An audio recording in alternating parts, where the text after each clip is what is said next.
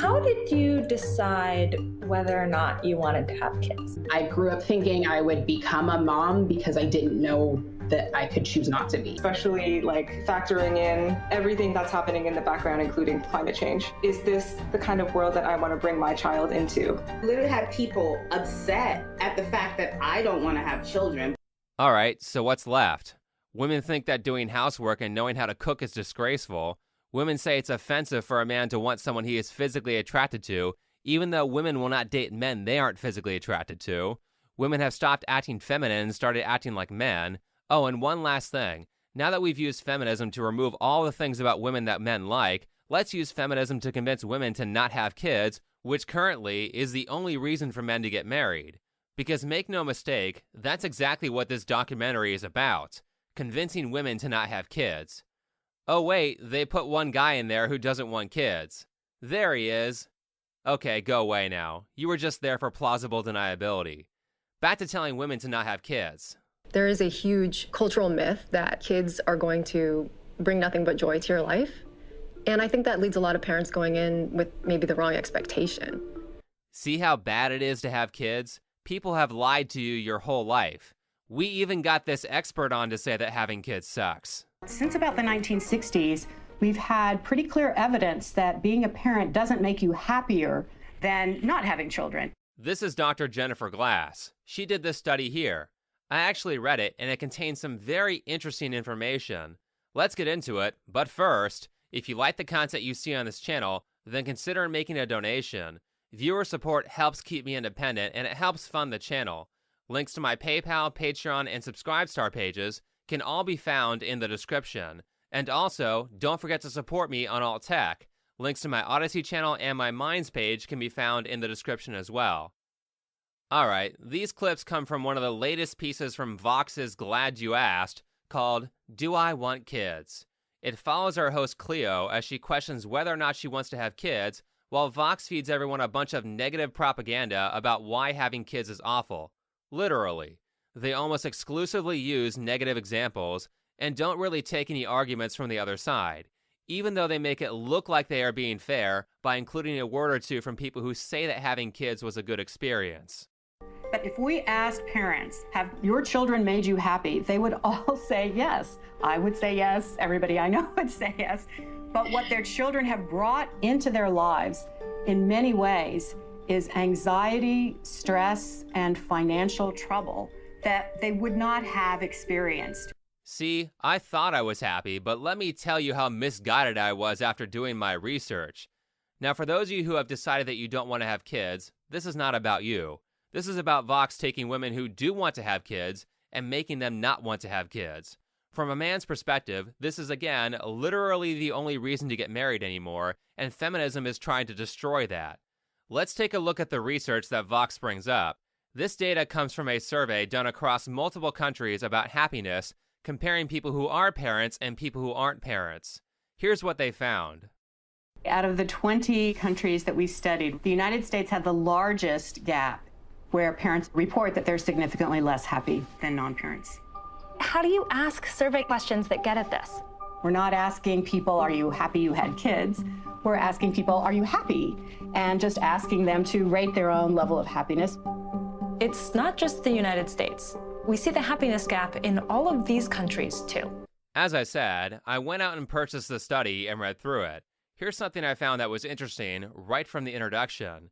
It's referring to parents being less well off emotionally than non-parents. It says, this pattern first emerged in the 1970s, a period marked by significant social and economic changes, including the decline in men's earnings, the increase in women's employment, and the rise of both dual-earner and single-parent families. Isn't that interesting? These are all changes that resulted from feminism, and we have a study saying it's making people less happy. Thanks, Vox, for showing a study that says that people are happier in two-parent homes where one parent works and one parent stays home with the kids. The rest of this paper is a dismal failure that talks about why we need socialism instead of, hey, why don't we just go back to what people were doing when they were happier? It seems super obvious.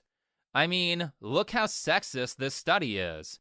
It says here, moreover, the costs of children in the United States are increasingly borne by mothers, with recent estimates showing 4 in 10 households with children are supported solely or primarily by mothers' earnings. Okay, but doesn't that also mean that children in 60% of households, which is the majority, are being primarily or solely supported by men? Men are carrying the majority of the financial load, but somehow that's oppressive to women? What? If you don't like the fact that women are now paying more for childcare, then you can thank feminism. How many of those households where children are primarily supported by women are like that because they are single mother households? Feminism has been promoting and incentivizing single motherhood for decades now. Also, in the likely much smaller demographic where women are the breadwinners in a two-parent household, isn't this a good thing? That most likely means that she is paying more money because she earns more money than the man.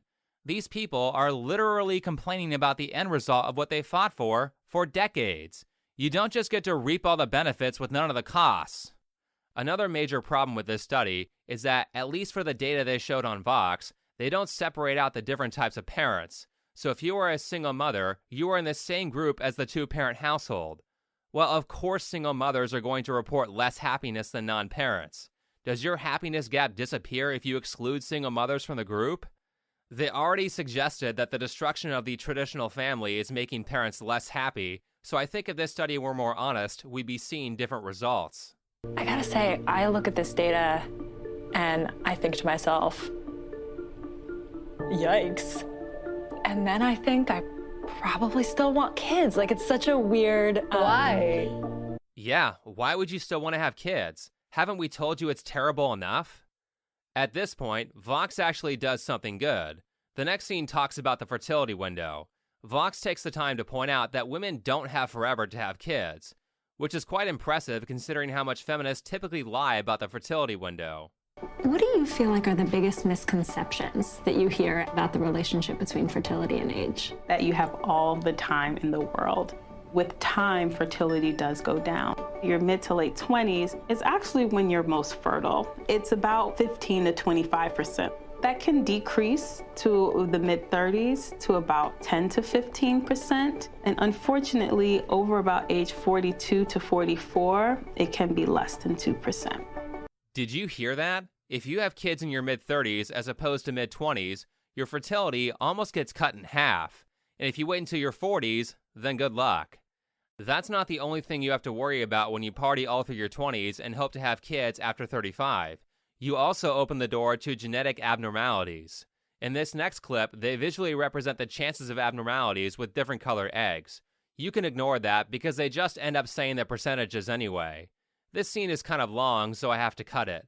They start out at 28 and show that there's a 23% chance of genetic abnormalities. These can include things like Down syndrome, but I believe the fertility expert was saying that these will most likely end up as miscarriages as opposed to a birth with genetic defects. The shocking numbers come out when they hit the late 30s. But around age 37 to 38, the chances of having a pregnancy with chromosomal abnormalities is almost 50%. That's a number that's very shocking to people. But, as we advance in age over 42, the chance gets quite high.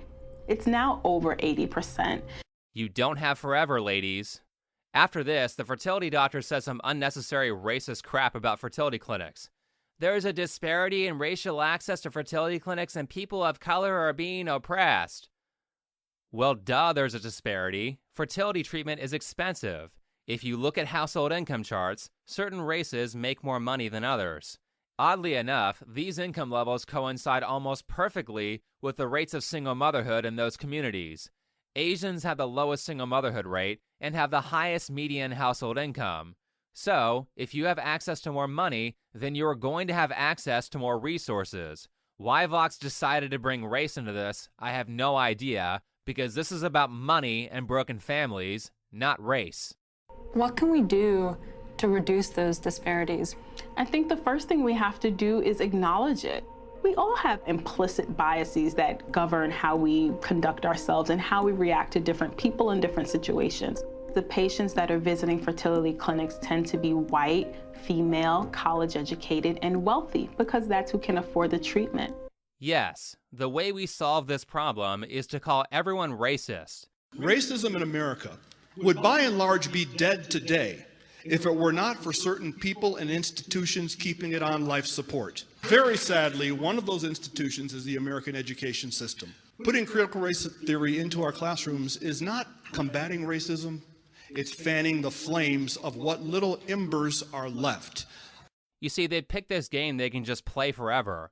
Rich people are always going to have access to things that other people don't have access to. I'm not exactly sure how that's unfair, considering that most rich people work insane hours and don't get tons of time to enjoy their stuff anyway. Your race does not prevent you from being rich. If you want to make money, then build a valuable skill that is hard to replicate that not many people have. Don't waste your money on garbage or buy things that you can't afford. Build a savings for emergencies and learn how to invest. You can also move to a place where the cost of living is lower. Paying $3,000 a month for a crappy one-bedroom apartment in San Francisco is ridiculous. Move to a place that's cheaper, or preferably a state that's cheaper. This stuff is not magic or unobtainable. You can do this.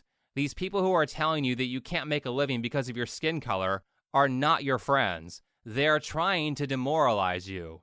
Who cares how difficult it is to become successful? You can still do it. All this race baiting does is distract people from the issue, which really harms the people who need the most help, because instead of being taught the fundamentals of building wealth, they are taught to call everyone racist. Stop doing that and instead focus on what actually matters, which is your success. One more thing from our lovely fertility doctor. And so one of the biggest things I personally would wish for is infertility evaluation and treatment to be covered by health insurance universally. No. As a guy who gets no benefit from that, I'm not paying for some woman to get in vitro when she's 40 because she waited too long to have kids. If you don't want to have fertility problems, then you should have kids when you're young. I don't think the medical insurance system should be used to force people to pay for everyone else's bad decisions. Our premiums are already high enough. Now, during this documentary, Vox has shown a few different types of families. They want to make sure that everyone is represented when it comes to parenthood, so we have a single mother of 4. I am a single mother of 4 daughters. There isn't anyone else coming to share that load with you. But these are the girls. These are my girls where if they saw me tear up, they would go fix up a sandwich and they'd be like, hey, do you want to eat something? That all sounds great, but in reality, this single mom is parentalizing her children, which is abuse. You are the parent. The kids should not be taking care of you. You are supposed to take care of them. Unless the father was hit by a bus or something, if your bad decisions put your young children in a position where they have to take care of you, then you screwed up. So Vox has shown us a single mom, they show us a plus-sized lesbian couple that has a kid, and they showed us a female-to-male transgender person who has a kid. That's a lot of representation. Except out of all the couples they showed, they didn't highlight couples that actually represent the majority of parents, which are 2-parent heterosexual couples. Propaganda much? Speaking of propaganda, we still haven't finished talking about why it's so awful for women to have kids. In this next scene, Cleo and her friend Christoph go rock climbing to discuss the wage gap. So, there's a lot of data that shows that the financial impact of having a child isn't borne equally by men and women. So we're going to visualize that. Let me guess, they're going to find out that women are being oppressed. I'm not sure why they needed data for this when it's obvious that women take a financial hit when they have kids because they want to stay home. I mean, geez, Vox acts like women are being forced into this role that they are voluntarily choosing. Here's the reality. When you want to stay home instead of working, you are going to make less money. A 2017 report from the U.S. Census Bureau shows the impact of having a child on men and women's earnings among married heterosexual couples. In the first year after having a child, the mother's earnings take a big hit. The father's, not so much. The female spouse's earnings don't actually recover until the child is around 9 years old. What a shock. When women stay home, their careers suffer. You see, the real problem with this whole narrative is that Vox is out there acting like this whole thing is unfair. Just like with the wage gap. No, it's not unfair. You made certain choices. Those choices lead to certain outcomes. If you want to get paid as much as men, start working super long hours and pick up more dangerous high-value jobs instead of picking office secretary, and you'll make the same amount. If you don't want to take a financial hit when you have kids, then find a nice house husband to take care of the kids while you work. Here's the problem, though. Based on their preferences, women don't want stay-at-home dads. Women don't want men who make less money than they do, so stop complaining that everything is unfair. The choices are out there, but you aren't choosing them. Though her earnings do increase as the child gets older, the gap between the two genders is still there by the time that kid is officially an adult. One huge factor here is unequal childcare responsibilities.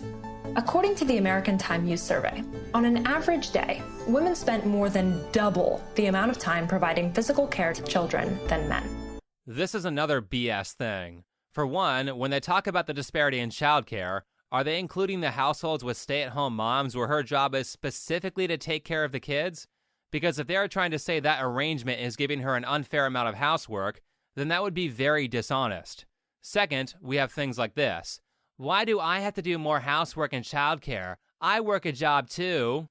Yeah, but you don't bring in nearly as much money as the guy does, so him doing an equal amount of housework and childcare is not fair. And we know women in average households aren't bringing in as much money as men because child support and alimony go to the person with less income, and those two things almost exclusively go to women. So if you bring home $40K a year and I bring home $100K a year, we are not equal in salary, therefore I shouldn't have to do an equal amount of housework. As I said, this is almost always the case because the vast majority of women will not date long-term or marry a guy who makes less money than she does. Women by large do not want to financially support men. These are women's preferences. So stop complaining that your salary is not equal to your husband's when you specifically chose that person because he makes more money than you. And propaganda outlets like Vox, stop telling women that the house situation is not fair. When they talk about house chores, they only count things like laundry and dishes. They very often completely ignore all of the male chores like mowing the lawn, cleaning the rain gutters, lifting heavy things, and fixing stuff when it breaks. So men are still doing housework, and they have to bring in the money. After this, our host Cleo has a conversation with her mom, who is a lawyer, about career choices that she made when she had kids. Here's what they say. You were prioritizing being at home and changed jobs to do that. That's true. Why was it you who made that choice and not Dad? Again, with the implication that it's unfair if women have to make any decisions. I did some research, and apparently both of Cleo's parents are lawyers. I don't know why they made their particular decisions because the mom didn't really say. She just kind of blames her company. However, most of the time, women are the ones who make the career sacrifice because they are making less money or because it turns out they actually want to be the ones who stay home. Go figure. There are women out there who want to stay home instead of work. I'm sure Vox will still find a way to call that oppression. Also, there's the biological reality of things like breastfeeding and the fact that very young children need to be around their mothers all the time and don't really need all that much from the dad until they're around age 5. Yeah, well, you can suss out your environment a bit. There were no women who were associates who had babies who had gone on to make partner. I should have learned from that. I don't think that's fair to put on yourself. It really frustrates me that we position this as an individual choice. Like, the other option is your law firm could have supported you more. Yes, and they were not prepared to do that. No, it's not a company's job to pay you for not working. It's also not fair when it comes to promotions to get preferential treatment because you decided to have kids over someone who didn't, who has put a lot more hours and effort into the company. If you don't want to make those kinds of sacrifices, then don't have kids. Life is about sacrifice. You cannot get everything you want, and you have to make choices. That's one of the lies that feminists have sold to women. You can't have everything. That's not how real life works. In real life, working moms can't do it all. The kids of two working parents get thrown into daycare, and mom is never there for things like soccer practice because she's at work. If you don't want that kind of life, then don't work a career. Or do the obvious thing, which is be a lawyer after your kids grow up. As I've said many times before, women almost always pick careers that you can do until you're like 70. But for some reason, they are so insistent on burning up their childbearing years to get ahead. It doesn't make any sense. The last thing that Vox does is make a plea for socialism by showing this chart and saying, it's so unfair that women have to pay for childcare. Wow, paying for your own things. Imagine a world where people paid for their own things instead of forcing the net taxpayers to pay for everything. I also noticed something that's missing from this chart, which is the percentages of men's earnings spent on childcare. I guess men don't matter to Vox. Their argument here is that if people had more support from the government, which means the net taxpayers, then they'd be more likely to have kids. However, if you look at the birth rates for these countries on the right, where they get the most support, versus on the left, where they get the least support, the countries that get less government support have a significantly higher average birth rate than the countries who get more government support. If Vox is going to say that these things correlate, then they would have to come to the opposite conclusion that they made in the video, because the data shows that government handouts are bad for birth rates. So moral of the story, pay for your own stuff. Last, we have Cleo saying this. The truth is, I'm not going to be making this decision based on statistics. I'm going to be making this decision based on my own feelings and my own family and my own potential family. True. People generally make decisions based on feeling and not statistics.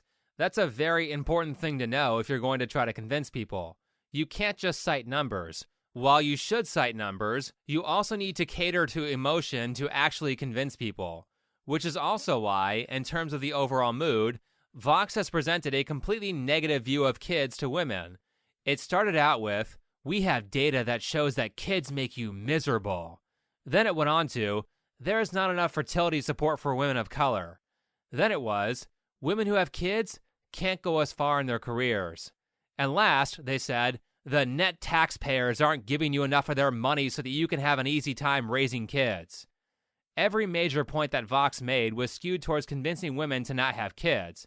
There was not one act in this show dedicated to the benefits of having kids. There were a couple of people in the show who said they liked their kids, but those were only fleeting examples versus the majority of the video that told women to not have kids. Then, after saying that Cleo was going to make an emotional decision, it ends off with several people telling everyone to not have kids. There's so many things that can get you purpose, not just being a parent. If you want to know what propaganda looks like, here it is. Things like this are how a bunch of news outlets got women to believe that being a stay-at-home mom is offensive and kids should be left at daycare instead of being taken care of by their parents. Feminism's next goal to destroy people's mental health is to get rid of people's desire to have kids, which in reality is not about happiness. Kids aren't there to make you happy, especially when they are really young. You are supposed to already be happy before you have kids so that you can handle the extreme situation that you're about to put yourself in. Because taking care of kids is stressful. The major flaw of that study that I talked about at the beginning is that it asked the wrong question. The question is not, do kids make people happy? The question is having kids better than not having kids? Because the answer for most people is that it's better to have kids. The reason being that one of the most important metrics of life is not happiness. It's fulfillment. Fulfillment is what's actually good for your mental health, and fulfillment is not something that you get from doing hedonistic things that make you happy all the time. Fulfillment is achieved by going through intense struggle to accomplish something meaningful that makes your life a net positive on society. To most people, that's having kids, which is why running giant propaganda campaigns telling people to not have kids because it's hard is evil. Doing that will remove most people's purpose in life as well as cause a worse population crisis than we already have. Also, people who don't accomplish difficult things are generally unhappy and have poor mental health. Outside of that, if you are going to choose to not have kids, then you can't just replace that with nothing. One thing they don't tell you is that once you actually achieve some success in your life and stop struggling financially, things get boring. I mean, really boring. If you aren't constantly thinking of the next big thing that you're going to dedicate yourself to, then the devil is going to make work for idle hands. That's how people start developing pathological behaviors like drug addiction. Being bored is a huge problem for mental health, and boredom is a common cause for long-term depression. Usually, people prevent this boredom by keeping themselves occupied with kids. So if you aren't going to do that, then you need to find something that is meaningful and really difficult to accomplish. Something that you can look back on after you achieve it and say, that added value to my community. That's what will keep you from developing bad behaviors, and that's what will give your life purpose. But with that said, I think that's enough for this video. So if you liked it, hit the like button, subscribe if you're new, comment and share. If you would like to support this channel, then you can do so with PayPal, Patreon, or Subscribestar. You can find all of those links in the description. Last, don't forget to check me out on Odysee and Minds.com. You can also find those links in the description. Otherwise, thanks for watching, and I'll see you in the next video.